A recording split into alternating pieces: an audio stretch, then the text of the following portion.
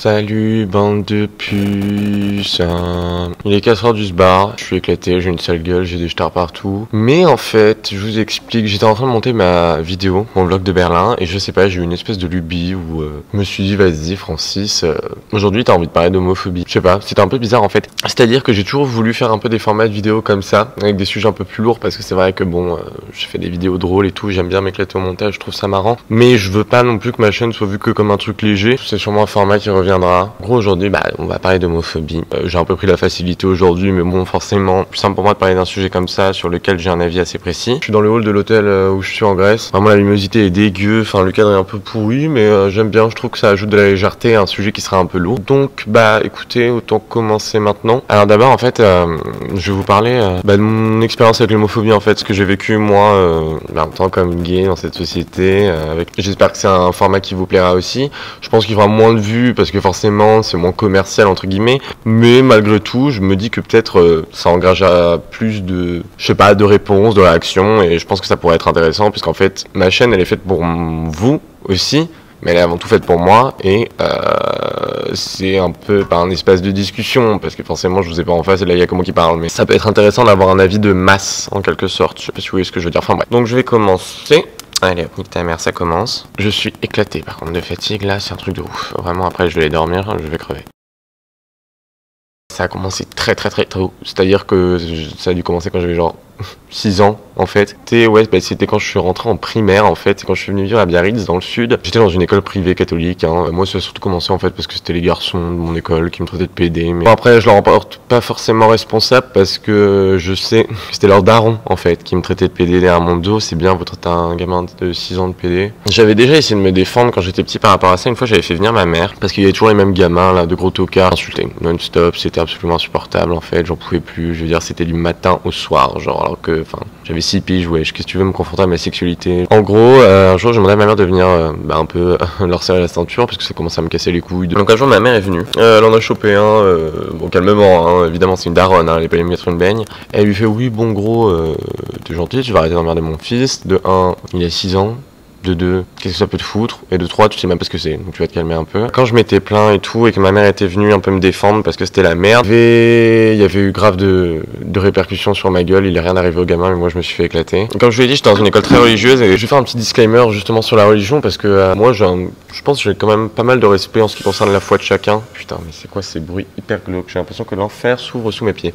Ouais non, j'ai quand même pas mal de respect, je pense, pour la foi et la religion de chacun. Juste le problème, c'est que moi je supporte pas qu'on s'en serve comme excuse pour attaquer d'autres gens en fait, puisque si vous guettez bien, absolument toutes les religions ne sont là que pour prêcher paix et amour. Il me choque aujourd'hui parce que forcément à l'époque je me rendais pas compte, je sais même pas ce que c'était, c'est que j'ai été aussitôt exposé à ma sexualité en fait. Ce qui s'est passé après, c'est que je suis rentré dans un collège qui était aussi un privé catholique. C'est devenu plus violent encore. On dirait que je suis au bord des larmes, pas du tout, c'est juste que là j'ai le ton un peu posé, un peu plus calme, donc forcément j'ai l'air un peu moins joyeux. Mais non, tout va bien, genre juste je vous parle de ça au calme. Je me suis fait grave bully en fait, tout mon collège de ma 6e à ma 4e. La première insulte qui sortait à chaque problème c'était PD. Je me rappelle notamment d'une anecdote où j'étais en cours, j'étais en 5e je crois, un truc comme ça, il y avait un gars qui s'appelle Victor d'ailleurs, tu passes par là, va te faire foutre. On était en classe, c'était brouillon pour de la merde. Le mec s'est quand même levé et a hurlé devant la classe quand la prof l'a repris parce qu'il faisait chier. Ah ouais, mais en même temps qu'est-ce qui me fait chier, ce gros PD qui suce des bites machin.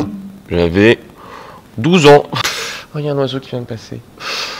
Ouais, non, j'avais 12 ans, et voilà, quoi, je me prenais déjà ce genre de réflexion charmante dans la gueule. En plus de ça, j'ai toujours été exclu pendant tout mon parcours scolaire quasiment, de tout ce qui était de tous les groupes de garçons, c'est-à-dire que moi j'avais absolument aucun ami garçon, j'avais que des amis filles, bon j'en avais un max, ça y avait pas de souci, mais moi de toute façon j'ai toujours été élevé que par des femmes, et c'est bête, moi je me suis toujours identifié qu'à des femmes, genre moi mes modèles dans la vie c'est que des femmes. J'ai grandi avec ma mère, ma grand-mère, ma soeur, le seul garçon qui avait vraiment dans ma vie c'était mon petit frère, j'ai toujours été ami qu'avec des filles, et en fait ça a commencé à grave faire naître une espèce de rage en moi, c'est-à-dire que je me sentais grave écrasé par un truc que je comprenais même pas en fait. Quand j'avais à peu près 14 ans, j'ai réalisé en gros que j'étais gay, et ça m'a trouvé le bide en fait. J'ai voulu me persuader que c'était pas le cas. Je pense que pendant 1 an et demi je me persuadais que c'était pas le cas. En fait c'était hyper violent quoi, genre je me bousillais le crâne à moi-même parce que ça me complexait tellement, et je voyais que ça m'attirait tellement d'emmerde que pour moi c'était impensable en fait. Fallait surtout pas que si je sentais quelque chose naître, je le laisse évoluer. J'ai vraiment essayé de me forcer à battre ce truc. Petit conseil pour ceux qui sont dans la même merde, ça sert à rien. Enfin bref, du coup ouais, j'étais à peu près en 4 4ème. Après ça, j'ai changé de collège. Là, ça a été pire en fait, parce que je suis parti en internat à Dax. Donc déjà, j'étais en internat, donc c'est-à-dire que j'étais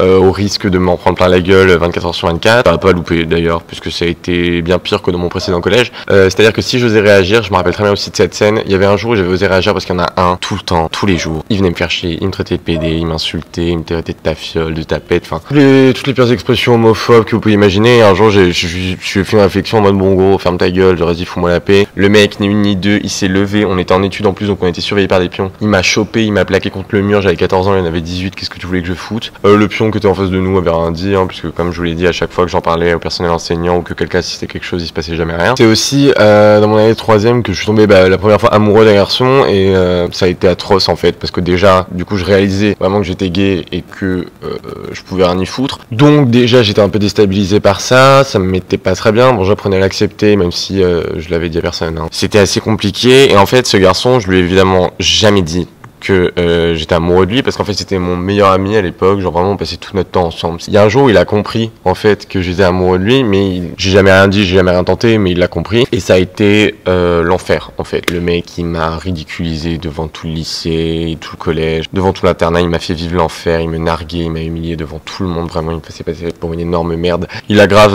renforcé ma réputation de petit PD, comment j'étais vu, donc je me suis fait 6 fois plus éclater à cause de lui.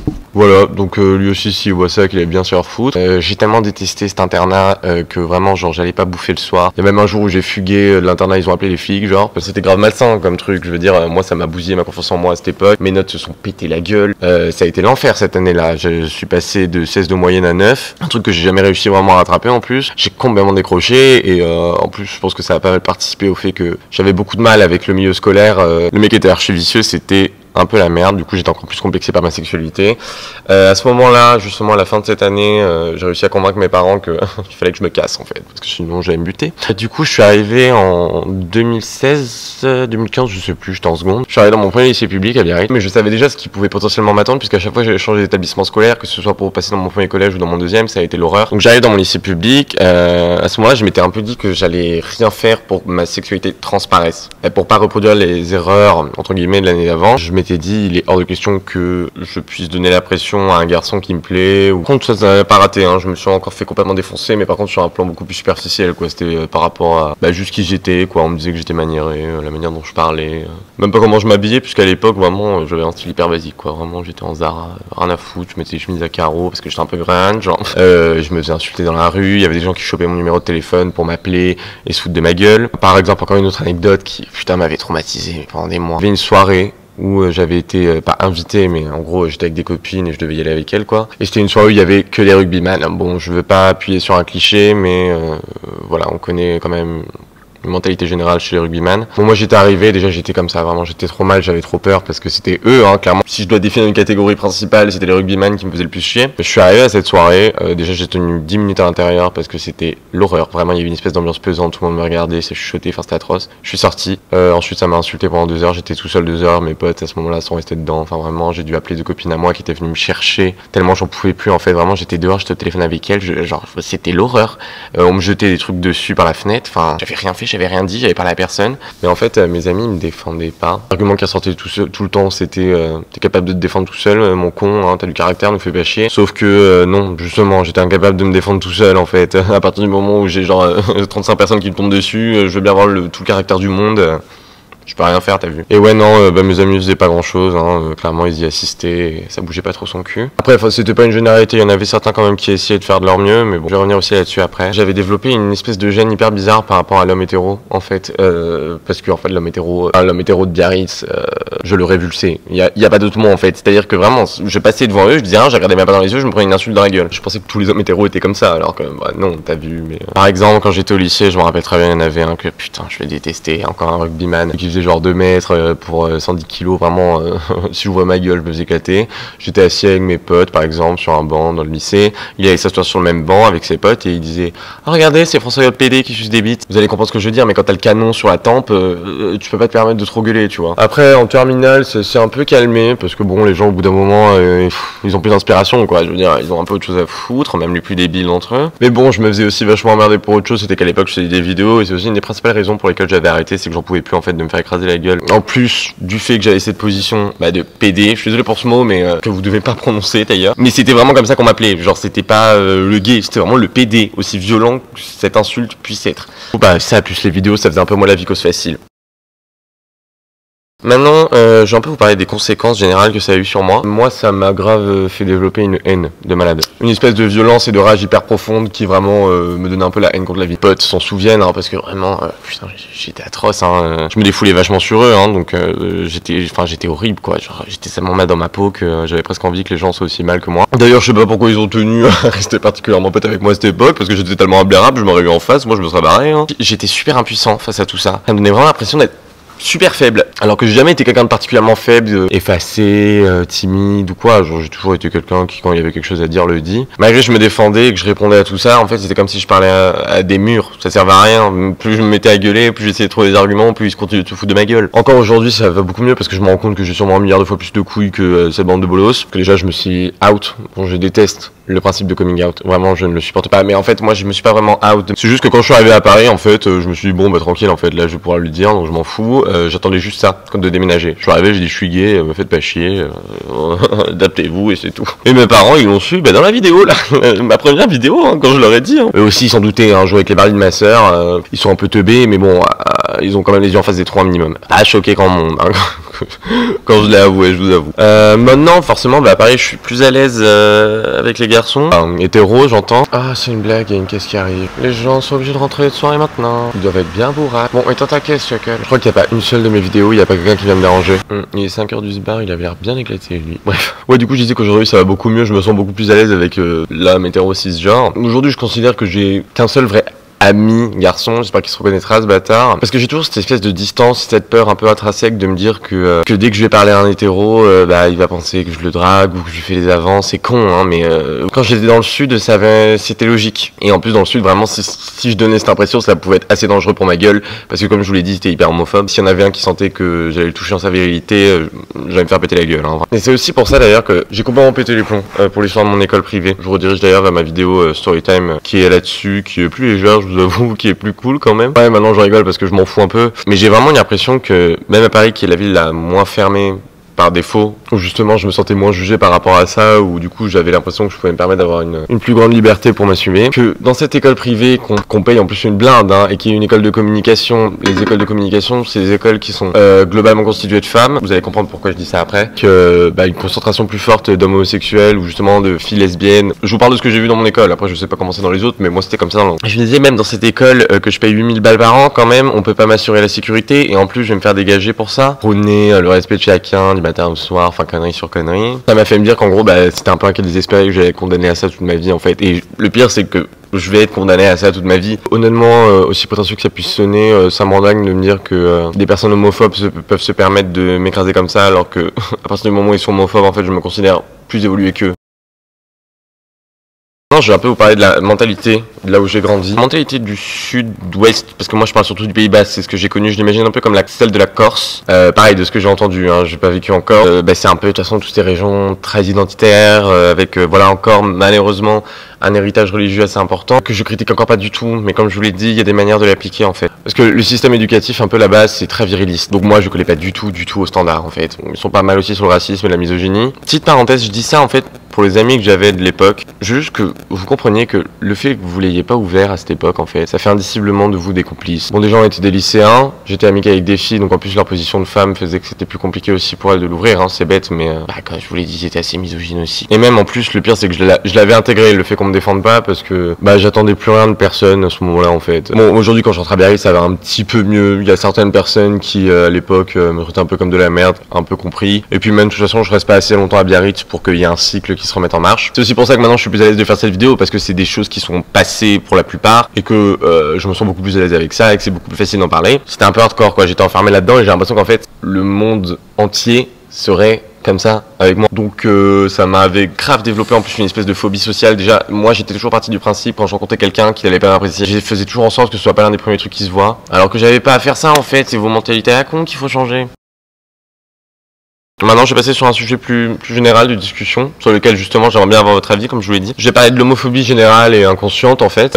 Encore aujourd'hui, je remarque qu'on est vachement enfermé dans un nombre de stéréotypes terrifiants. Par exemple, je parlais avec une très bonne copine à moi, et en parlant, on a réalisé tous les deux, et c'est d'ailleurs très bien qu'elle l'ait compris pendant qu'on en parlait, que c'est vrai que quand par exemple elle parlait de moi à des gens, elle précisait que j'étais gay. Elle m'a dit c'est vrai que c'est pas normal. Pourquoi je dis ça? Moi, quand tu me présentes, tu dis pas que je suis hétéro, et on était complètement d'accord sur la question. Le fait que préciser que je sois gay comme un trait de personnalité, pas comme un trait de personnalité, au final qu'on présente c'est comme responsable de toute ma personnalité, bah c'est abject, je veux dire, ma sexualité ça représente quoi, genre 2% de toute ma personnalité, enfin c'est rien du tout, forcément que ça a une influence sur ce qui je suis par rapport à la façon dont j'évolue en société, mais ça vaut rien, je veux dire c'est complètement con, enfin je sais pas, c'est comme si je parlais d'une copine à moi, à quelqu'un, et que je lui disais ouais elle aime bien se faire des nattes dans les cheveux le dimanche, on s'en fout, enfin c'est un détail, enfin le problème avec ça c'est que ça enlève toute individualité, bah du coup ça réunit tous les hommes homosexuels dans la même case, on m'a déjà dit qu'à travers mon style, je m'enferme dans le cliché du gay, alors que y a absolument aucune corrélation entre ma sexualité et mon style vestimentaire. Le problème avec ça, c'est qu'on ne nous définit que par ça, que sous le prisme de notre sexualité. Conscient,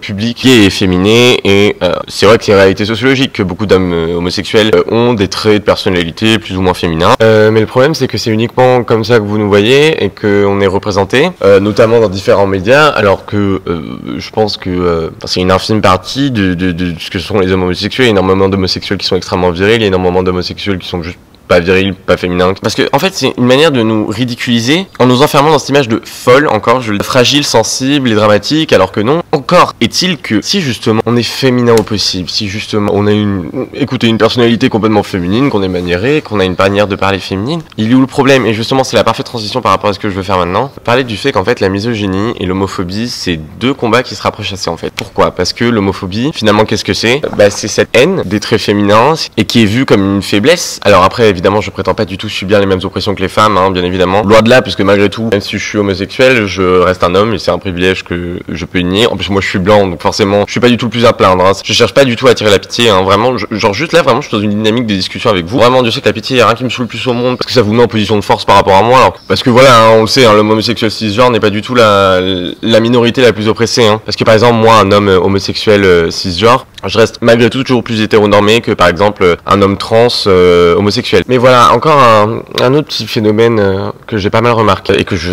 supporte pas. Par contre, au plus haut point, ça c'est un truc... Ah ça, je peux pas. Et en plus, ce qui est extrêmement fréquent, c'est qu'on me fétichise vachement. Parce que là, vous m'entendez parler, vous vous dites, bah pourtant peut-être tu corresponds pas tellement au cliché de l'homme gay, mais vous me voyez pas en société, que je veux dire, je vais pas dire, mais moi je suis une poufiasse, hein, très clairement. Ouais, ça m'a rendu un peu parano parce que j'ai remarqué qu'on me fétichisait vachement. Et je sais, en plus, que beaucoup de mes relations commencer un peu là-dessus, sûrement sur un aspect assez inconscient, donc ça reste pardonnable, mais moi je n'aime pas du tout être vu comme l'ami gay. Il y a pas mal de monde qui ont un peu essayé de faire de moi leur meilleur pote gay, sauf que moi j'ai pas très envie d'être défini comme votre pote gay, hein, et être un second rôle dans le sketch qui est votre vie en fait. Tout ce que je vous dis, c'est ce qu'on peut appeler de la discrimination positive. Je sais pas si vous voyez ce que je veux dire. Alors maintenant, je vais vous parler d'un truc qui a un putain de problème par contre. C'est l'homophobie au sein de la communauté en fait. Les gays qui sont homophobes, parce que tu peux être gay et homophobe, hein, je vous informe de ça, c'est vous tirez une balle dans le pied à vous-même en fait. Moi de base je suis quelqu'un d'assez individualiste. Mais justement un truc qui est très critiqué au sein de la communauté et même en dehors de la communauté, c'est le communautarisme. Vous pouvez remarquer que le communautarisme ça se fait quand même chez toutes les minorités oppressées, comme la communauté noire, voilà, la communauté gay, la communauté lesbienne. Et c'est quand même un phénomène que je comprends totalement. Parce que je me dis, si t'es dans un monde qui t'acceptera jamais, vers qui tu vas diriger? Vers les gens qui te ressemblent. Même si vous essayez de vous hétéronormer au maximum, sachez que vous serez jamais, c'est une illusion, considérée comme eux, en fait. C'est horrible à dire, mais c'est vrai, genre c'est un fait. Donc voilà, je trouve ça logique qu'il y ait une dynamique de réunion qui se forme entre ceux qui se ressemblent. Et après, je vais pas vous mentir, moi j'ai pas mal de mal avec la communauté gay de Paris, parce que elle est un peu particulière. Sans vouloir pas mal se désolidariser de tout le reste de la communauté LGBTQIA+, c'est littéralement grâce à ces gens aujourd'hui qu'en fait on n'est pas en thérapie de reconversion à base d'électrochocs dans les hôpitaux psychiatriques, hein. Ouais non, il y a quelque chose d'assez malsain qui règne dans la communauté gay de Paris en plus. Il y a pas mal de racisme, il y a pas mal de transphobie. C'est pour ça que je tente à m'en éloigner un maximum, même si tout le monde n'est évidemment pas comme ça, mais on remarque qu'il y a une espèce d'énergie qui se diffuse pas mal et qui est je trouve absolument abominable, parce que ça me permet de faire la parenthèse sur ce que je voulais dire aussi. Quelque chose que je comprends pas, c'est quand tu fais fais partie d'une minorité oppressée, comment tu peux oppresser une minorité en fait? Que ce soit, par exemple, voilà, si vous avez fait partie, je sais pas, d'une communauté qui est victime de racisme, comme c'est pour ça que vraiment les gays qui sont transphobes, racistes, mais ça, je vous chie à l'arrêt, vraiment, vous me dégoûtez au maximum. C'est un peu le phénomène de ce qu'on appelle le white gay. Putain, il y a le jour qui est en train de se lever.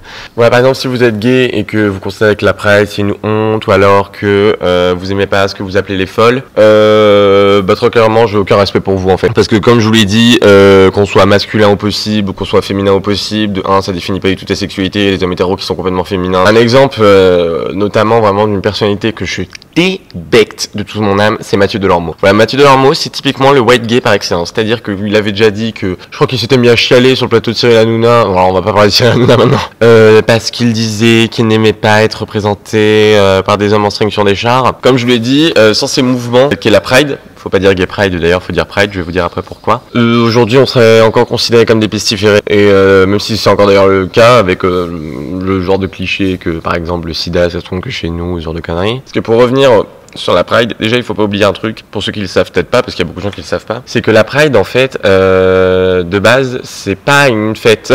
Après vraiment shame on me, hein. J'ai fait celle de Paris, j'ai fait celle de Berlin, parce que moi malgré tout je trouve que même si la base est pas très solide, ça a quelques conséquences positives, et puis c'est une célébration, donc c'est aussi l'histoire d'oublier, de se mettre un peu à l'honneur, quoi. Donc je pense que c'est aussi un moment de légèreté qui est assez important à vivre, mais la Pride de base c'est un mouvement très violent en fait, et du coup ça n'a pas été créé par les gays du tout, ça a été créé par la communauté trans et notamment par Marsha P. Johnson, et c'était des très grandes émeutes, très très violentes, donc en fait c'est de base un mouvement extrêmement politique, et c'est vraiment une manifestation, et qui a été détournée aujourd'hui. Ça après, comme je vous l'ai dit, ça reste une question d'avis politique, donc...